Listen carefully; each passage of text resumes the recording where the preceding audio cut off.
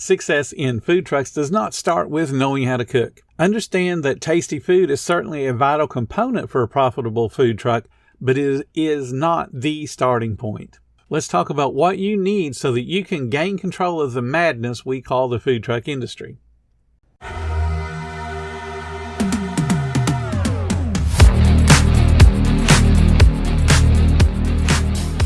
Welcome to the 10-Minute Food Truck Training Podcast. My name is Bill Moore. I am a food truck business coach, author of 5 food truck vending books, including Food Truck 101 and Food Truck 201.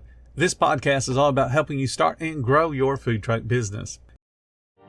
You're the perfect blend of elegance and style, and your ride should be no different.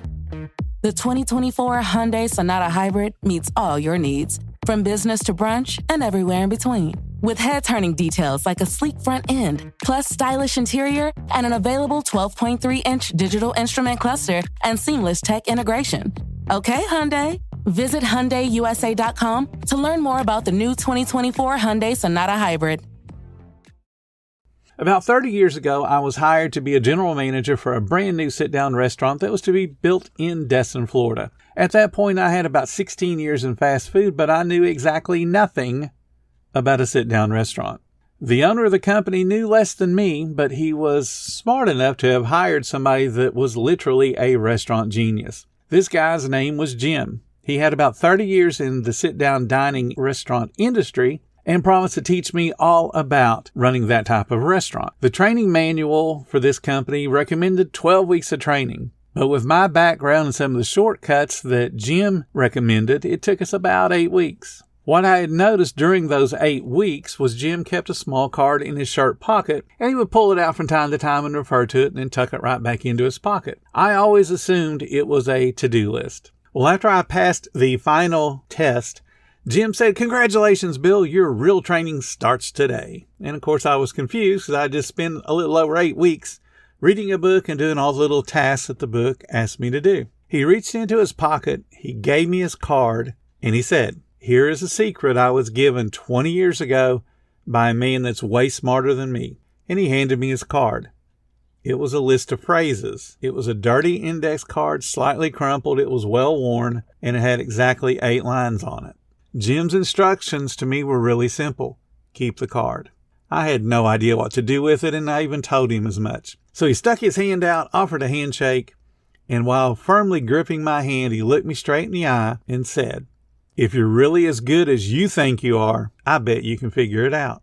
And then his voice dropped down to a really chilling calm, and he said the one thing that every child in the world hates hearing their parents say: "Do not disappoint me." The card read, Number 1, it is easier to prevent a fire than to put one out. Number 2, be a teacher and forever be a student. Number 3, listen to your body. It always knows best. Number 4, there is a way.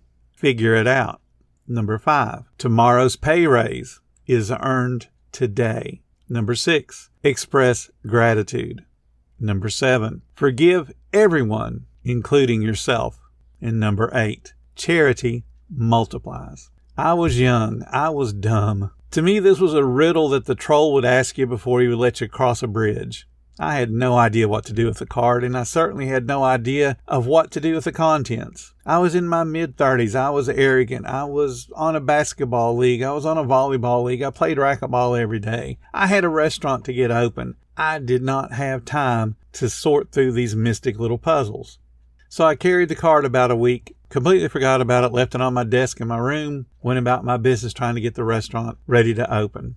Soon after the training was over, Jim introduced me to the management team he had hired for the new store. I was super excited. I couldn't wait to meet the folks he had hired. And then when I walked into the room, I realized that I knew the 2 people. They were servers from a different restaurant in our chain, but they had 0 management experience. Jim said the rest of the management team would be starting in about 2 weeks, which happened to be the exact same time the new store was set to open. So that put all the hiring up to the 3 of us. And then we would have to start the initial training. But we were lucky enough that the corporate office was going to send down a training team that would do the bulk of the training over 3 days prior to our opening. and the training team was set to arrive in about 7 days. So that gave us 7 days to hire people.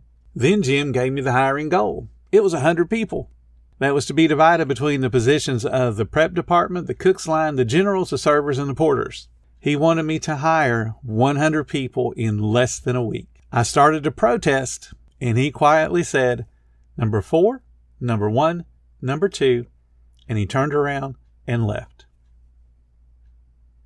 So here I was, wondering what in the world he was talking to, getting a little bit upset because I'm seeing the time pressure. I've got to hire a whole bunch of people and at least get the paperwork and the initial training started in less than 7 days. So I had to go home, get that stupid little card, and read it and figure out what I had to do. Now I've got 6 days left. Number 4 says, there is a way, figure it out. Number 1 says, it's easier to prevent a fire than to put one out. Number 2 says, be a teacher and forever be a student. The cryptic answer, pretty obvious, teach the servers how to interview. Okay, I got that one. I knew that before I even read the card. But putting out a fire and figure it out certainly seemed less than helpful. So then I really read the card. There is a way. Okay, but what is it? Then I remembered how our brains respond to questions. Statements are the answer to questions.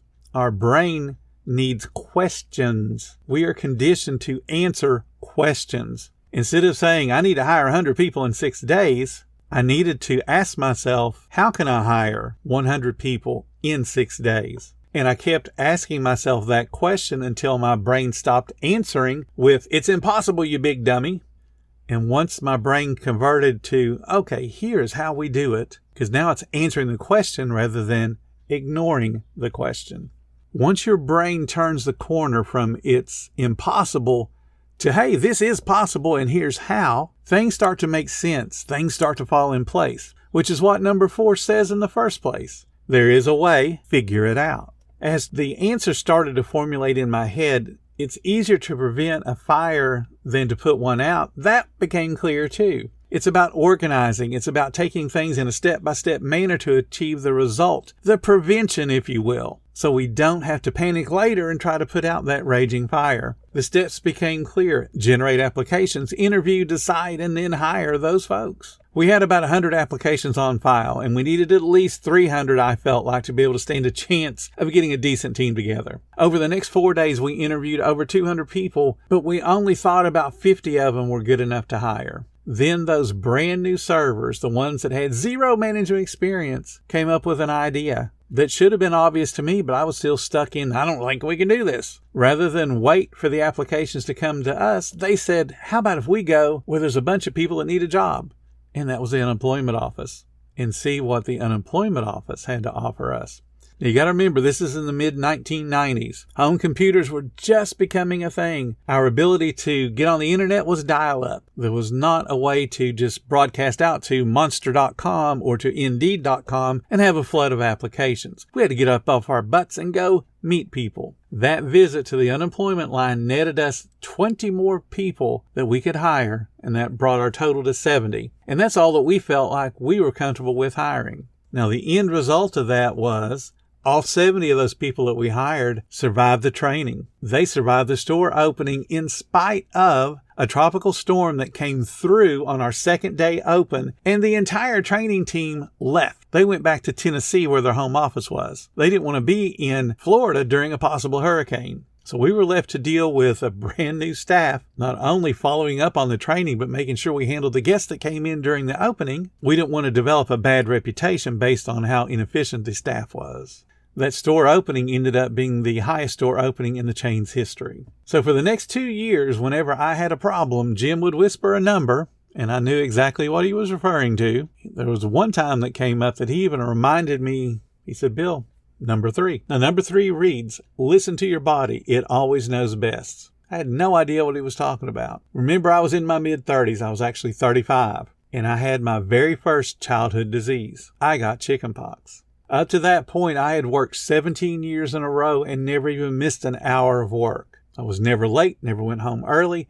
I was there when I was expected to be there, and usually there more than I was expected to be there. I had only one little tiny spot of a chickenpox on my forehead, but I was tired. And I mean, I was very tired. And it showed.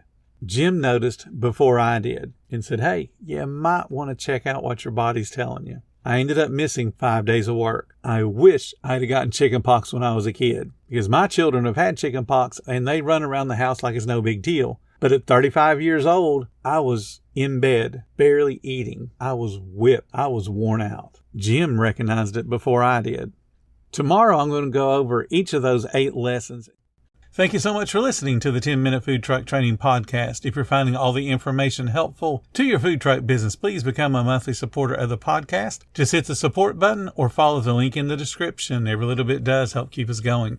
Join our Facebook group. It's called Food Truck Training. We have a whole bunch of awesome members at all different levels, from brand new beginners to decades-old veterans. They've all got your back when it comes to helping you with your food truck. And again, thank you for listening. Come back tomorrow, because you know I got plenty more to say when it comes to helping you and your food truck business grow.